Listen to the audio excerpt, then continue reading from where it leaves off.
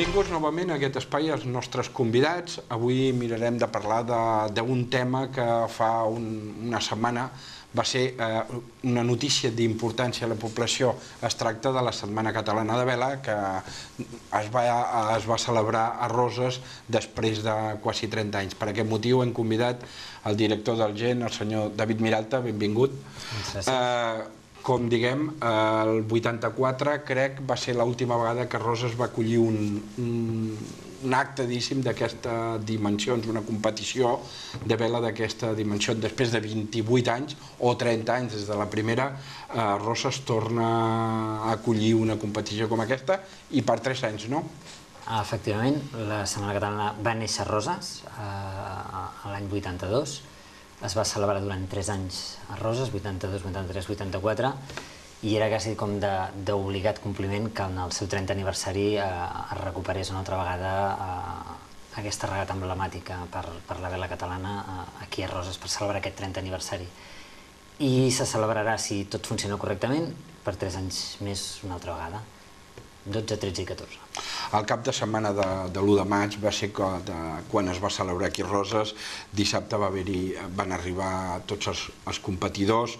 Diumenge el temps no va acabar d'acompanyar, alguna petita prova es va haver de suspendre, però dilluns i l'1 de maig i dimarts es van celebrar totes les competicions i el temps, un bon temps diríem per la navegació, ja que feia un ventet ideal per navegar, no? La Badia de Roses és realment un lloc excepcional per la navegació a vela. Tenim unes condicions pràcticament tot l'any. Sobre els estudis que hem estat fent, amb les estadístiques dels darrers anys, ens surten vora dels 330 dies navegables l'any. I els altres 30... I anecdòticament per excés de vent, no per falta de vent, anecdòticament per excés de vent normalment. O sigui, sempre tens algun moment o altre, si no és al dematí és a la tarda, que tens el vent tèrmic. Tenim tota la plana a l'Empordà que ens reforça molt tèrmicament. Estem a reser del Pirineu, tenim el vent del nord, amb la qual cosa ens creen unes condicions meteorològiques realment excepcionals per poder practicar qualsevol esport de la vela dintre de la bahia. Sí, el temps no va acompanyar el segon dia per excés de vent, llavors els més petitons vam haver-los d'enviar cap a terra, van poder salvar ben poca cosa, però doncs ja de seguida dilluns i dimarts vam tenir unes condicions realment precioses, més dimarts que dilluns, per poder celebrar tot el programa que estava previst. En total, diguéssim, quantes competicions de diferents tipus vau realitzar durant aquests dies aquí a Roses? Setmana Catalana de Vela coincidia amb un campionat d'Europa de classe 29 XX, una classe de high performance, és a dir, de molt alt nivell, són barcos tècnicament molt difícils i més un europeu, és a dir, per gent altament qualificada. I va ser molt maco compaginar la festa de la vela, que és la Setmana Catalana, on dona acollida a totes les classes de barcos. Qualsevol embarcació que navegui vela té cabuda en aquesta competició, és a dir, no és discriminatori, al revés, invita a tothom a poder-hi participar i es busquen els formats per poder aglutinar, és a dir, quan no tenim prou número per poder formar un grup, s'aglutinen i amb hàndicaps es pot competir conjuntament amb embarcacions encara que siguin diferents. I vam acollir des dels més petitons amb Optimis, que són criatures de 7 anys, fins a creuers de vela amb tripulacions de 10-12 persones, és a dir, realment grans embarcacions. Tot aglutinat, tothom junt i disfrutant d'aquest entorn tan magnífic amb una competició tan maca com és la Setmana Catalana.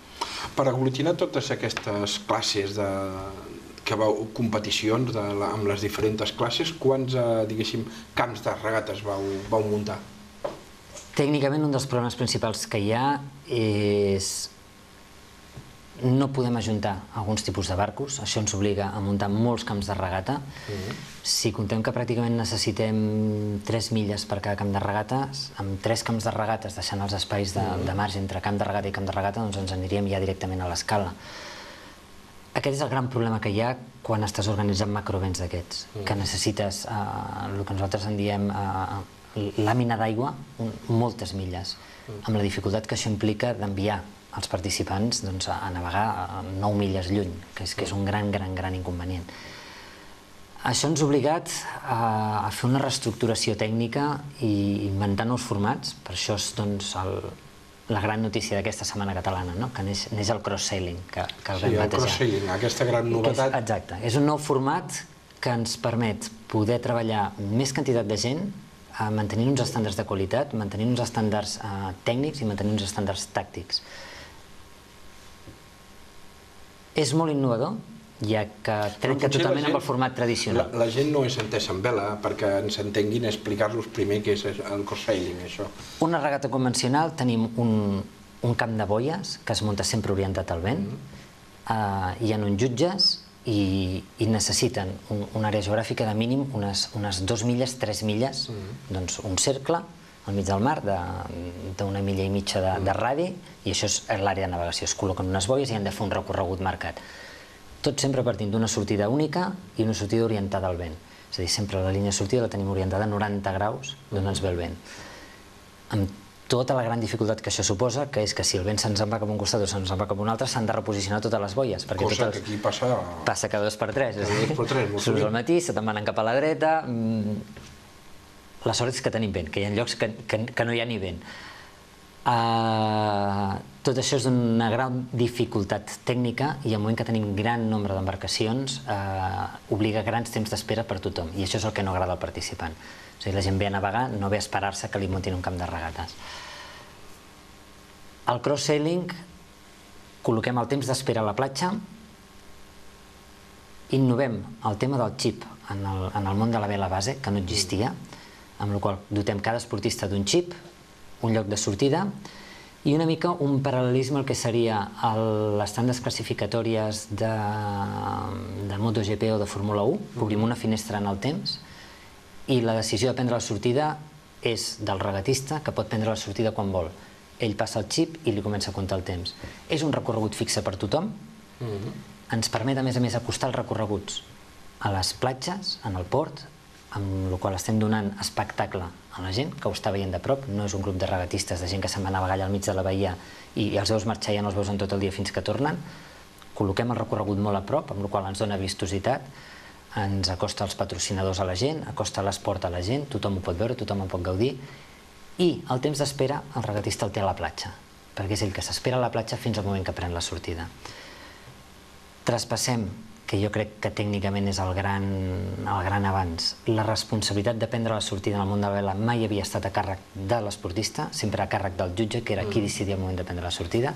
Traspassem la responsabilitat aquesta en el propi regatista, i això jo crec que tècnicament és la gran innovació. Més que el xip, que ja s'ha provat a molts esports, és canviar el tipus de mentalitat que ara, al moment de prendre la sortida, la responsabilitat recau sobre l'esportista, no sobre un jutge que és qui decidia quan es fa la sortida.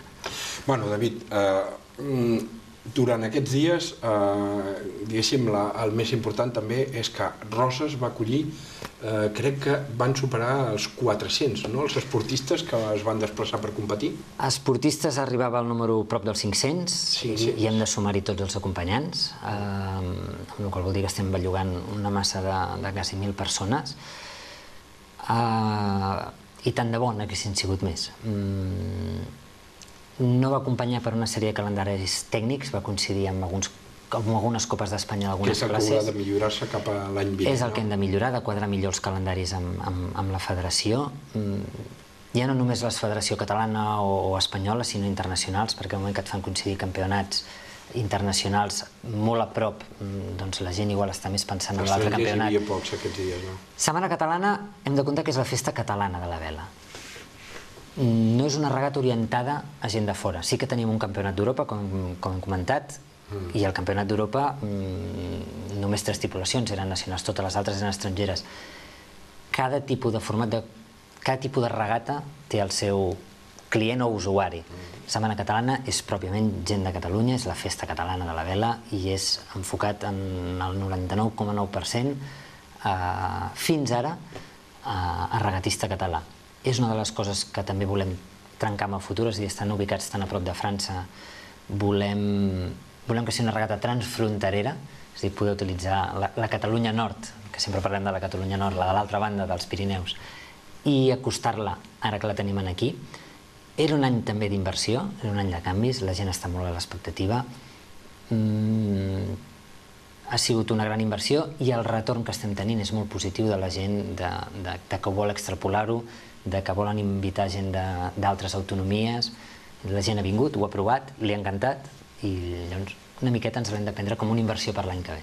Doncs David, ho deixarem aquí, als nostres televidents els hi deixarem ara amb un reportatge que una persona molt desinteressadament ha preparat per vosaltres i que ara tindrem, els nostres televidents tindran el goig de poder veure'l, no? Exacte, és a dir, a part de productora professionals i fotógrafs professionals, també hem tingut gent que ha col·laborat amb vídeos a la mar de ben fets, i jo crec que els espectadors podran gaudir d'un vídeo molt maco on queda molt clar que és la Setmana Catalana amb tota la seva vessant.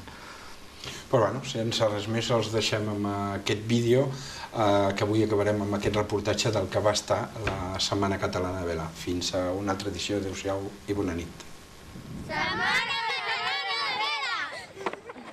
30 anys després de la primera Setmana Catalana de Vela, Roses torna a convertir-se en la seu d'aquesta competició que aquest any arriba a la 26a edició. Durant els 4 dies en els que s'ha disputat la competició, el Gent Roses ha organitzat diverses proves per als regatistes de les més de 15 classes que hi havia inscrites. Una de les innovacions que han afegit és l'anomenat cross-sailing, que pel que fa als Optimist ha fet gaudir i riure els més petits i els pares que no podien deixar d'animar els seus fills des de peu de platja. Hem utilitzat un xip i tu portaves una pulsera amb un xip posat. El temps comença quan poses el xip dins de l'aparell. Te'n vas a navegar i quan acabaves de fer el recorregut deixaves el barco i en un aparato posaves el xip i te comptava el temps que havies fet. A més, a l'Espigó de Roses s'ha instal·lat una grada que ha costat a tothom l'emoció de les proves i els ha permès gaudir de les espectaculars vistes de les regates i de la badia. Aquests dies el Gent Roses també acollia el Campionat d'Europa de 29er XX amb una flota d'alt nivell que ha agraït les magnífiques condicions per a la competició que ofereix la badia de Roses i que els ha permès disputar fins a 13 proves. Roses, per navegar, és un lloc molt maco. Comparat amb Dinamarca, les onades són més grans i això ens ho posa difícil per navegar. Però és molt maco i trobo que les condicions són molt bones. Les dues tripulacions daneses van dominar el campionat, tot i que la primera posició no es va decidir per a les guanyadores fins a l'última prova. El mateix va passar amb el tercer lloc del podi, una intensa lluita entre la tripulació espanyola de Sara Díaz i Marta Capdevila contra l'Alemanya, on finalment van ser les alemanyes les que es van endur la medalla de bronze. Pel que fa a la classe làser, cal destacar la participació de l'iranià Ahmad Ahmadi com a part de la seva preparació de cares al Mundial de Làser, on lluitarà per aconseguir una plaça per a les Olimpíades de Londres. Molt content de participar a la Vila Alta Empordanesa, també ha destacat les magnífiques qualitats del port i l'organització de Roses.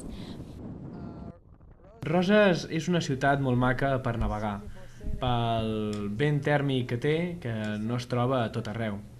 El Gent Roses em va dir que es podia navegar els 365 dies de l'any i per això he escollit Roses, per entrenar-me i per la facilitat, els equips i el vent. A més, té unes vistes molt maques que fan que no puguis cansar-te del mar. A la classe creuer, l'embarcació Noreig de Martí Gelabert del Club Nàutic Port d'Aro s'emportava la primera posició, guanyant el primer dia la regata Trofeu Hotel Terraza amb una dura regata de 37 milles que passava per Medes i per Illa Messina per tornar a Roses. A la regata d'ahir hi havia dues opcions, una era anar cap al sud i l'altra anar cap al nord. Nosaltres vam estudiar el tema, veient el mar de on venia i la corrent de on vindria, vam anar primer cap al sud i va ser molt competida amb els 3 barcos que anàvem davant. Finalment vam lograr guanyar-los a tots dos. Però va ser dura, molt de vent, vam fer bastant bluff, tots els barcos, va ser una navegació complicada. Pel que fa a la classe de patí català, aquesta competició comptava amb una sorpresa, i és que en aquesta edició un autèntic llop de mar com el regatista Jaume Llobet i el seu fidel patí llop tornava a participar a la Setmana Catalana de Vela a Roses després d'haver-ho fet feia 30 anys quan va participar en la primera edició. Fa 30 anys era un acte més reivindicatiu de la vela, és a dir, perquè va ser la primera Setmana Catalana, venia tothom molt motivat en reivindicar la vela catalana. Ara és un acte més consolidat, més de gaudir, i això és una baia preciosa, un lloc increïble, tenia molt bon record, hi ha molts vents i no podia faltar. És a dir, sempre que es faci la Setmana Catalana, mentre estigui en condicions de pujar al patí, estaré aquí. Durant l'entrega de premis, el Gent Roses també va voler reconèixer l'esforç i perseverança dels organitzadors i antics directors del club. És un club que durant molts anys tots hem sentit a parlar dels 30 anys o de que fèiem fa molts anys vàrem organitzar la Setmana Catalana de Vela. Feia 30 anys. Era un repte per nosaltres, un repte molt gran i era també una il·lusió d'agrair i de premiar els socis més antics i el president i els seus companys fundadors. L'any vinent tornem a fer la Setmana Catalana, la fem l'any vinent i d'aquí 2 anys aquí al club el que farem és aprendre del que hem fet bé aquest any i aprendre del que hem fet malament, millorar-ho i tornar-hi i fer que encara ens surtin millor les coses.